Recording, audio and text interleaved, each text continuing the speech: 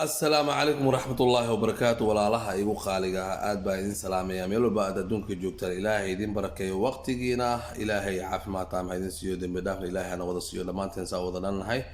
shartaan iyo musiibada ay cuduradan socdaan ilaahay naga badbaadiyo maanta waxaan rabaa fariin gaaban inaan u diro walaalahayga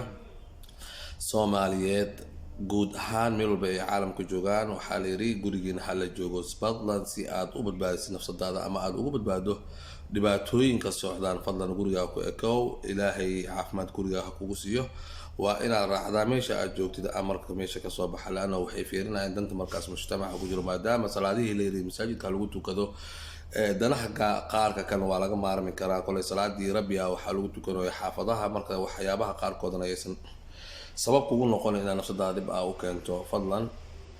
marka si aan waqtigan ugu faa'iideysano qof kasto oo nasiib u leh inuu la joogo caruurtiisa ama familigiisa la joogo aad uu nasiibaday xiliyadan waa xiliyadii adiga iyo caruurtaada waqti fiican aad isu heli lahaydana qaasatan walaalaha ku nool qurbaha waa caruurtaadii bar dhaqankooda bar diintooda kitaabka ilaahay quraankiisa jadwal sameeysta challenge u sameey caruurta waxa tiraahdaa qofka Soomaalidaas intaas xifdiyo intaas ayuu leeyahay wal marina maadaama adigina aad la joogtid aabaha tahay ama hooyada tahay caruurtii aad la joogtid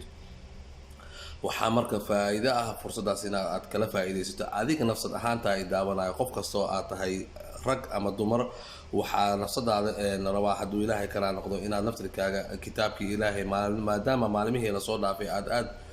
ugu mashquulsanay shaqooyinka hada laakiin fasax la siiyay shaqooyin qaarkood ama waqti yar la shaqeynayo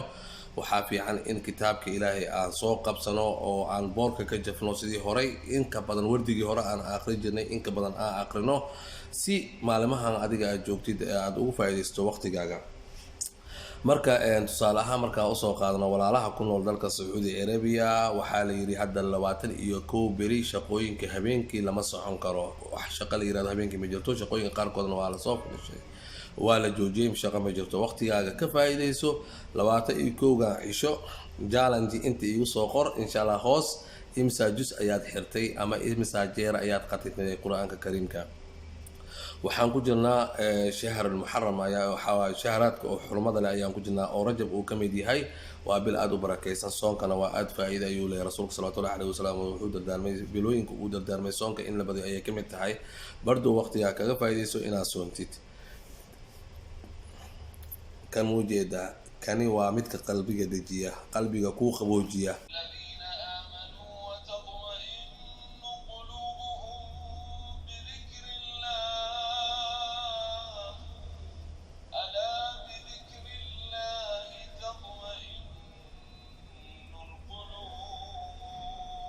naasontid kan mujeeda kani waa midka qalbiga dejiya qalbiga ku qaboojiya walwalka iyo stresska iyo ka bixiya daawada ugu fiican adduunka taala waa kan aan u soo noqono aan daa'ino waxaan rabaa insha Allah hadii muuqaalkan uu soo gaaro u sii dir asxaabtaada la share garay waxaan rabaa insha Allah billahi kareem bacda kaymiyo maalmo kadib inaa ii soo qortid intaas ayaan ma hariya ma ha waxa waa nafsadeen ayaa waxa khayrka ayaa isfarayna khayrka wax lagu tartamo khayrka ayaa fiican ilaahay wuxuu leeyahay saabiqu ila maghfirati min rabbikum waxyaabaha lagu tartamo khayrka ayaa u fiican khayrka aan ku tartano waxaan rabaa marka insha Allah billahi kareem maalmo gudahooda qof kasta inuu commentigan hadoo aad channelkayga member aad ka tahay comment igu soo qor inta jeer aad complete garaysay dhikriga ilaahay ayaa qalbiga dejiya clipkan maanta uma soo duubin inaan ku dheeraado ama macluumaad badan ma kala meedin hayo laakiin waxaan rabaa inaan u sheego walaalaha caalamka jooga meel walba aad adduunka joogtaan inaad ilaahayna aad ku xirnaataan kitaabka ilaahayna aan u soo noqono aan aqrino quraanka ilaahay 24 jeer waana 24 saac waqti fiican ayaa haysana hurdo kaliya waqtigan inaan ku dhameysana ma aha cabsi kaliya inaan ku dhameysana ma aha inaan barbaarno mowqacyada meeqa liiri caalamka meeqa soo kordhay meeqa siyaaday meeqa coronavirus u dhimatay inta bugtay ilaahay caafiyo cudurkan ilaahay inuu naga dulqaado tara culimada badan waxay isku raaceen culmaa oo diinka caalamka joogana waxay isku raaceen tani inay tahay iqaab uu ilaahay oo inooga carooday oo na tusinayo awoodiisa bal fiiri coronavirus oo virus yar aad u yar ah oo aan la arkeynin ayaa caalamka saan u gelgelay oo cabsi ku abuuray oo guriyaasha la isku xiray ka waran suurka hadii la afuufo ka waran calaamaadka saacadaha haday soo daahiraan cabsiisa noqonaysa ilaahay wuu noo digay wuxuu leeyahay ilaahay war waxa idinku socota waa qaldantiin ilaahay u soo noqda hamigeena iyo juhdigeena iyo xooggeena iyo caqligeena waxaan siinay adduunyo, waxaa la ilooway aakhirada. ka waran markii hore maalin hadduu qof dhinto ama qof aad taqaanid ama qof aad aragtay hadduu dhinto maalimadan isbuuc waa la naxsanaan jiray, geerida waa lagu fikiri jiray. laakiin hadda maanta waxaa maqlaysaa boqolaal kun inay dhimanayaan oo waxba loo arkaynin.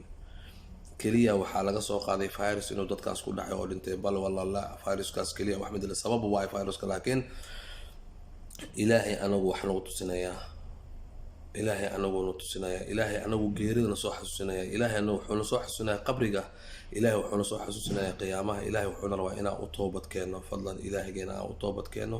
ilaahay aan usoo noqono fadlan biidni illaahi kariim. muuqaalkan haddii aad daawato walaalahaaga la sii sheergaray, usii gudbi, usii duub, usii dir,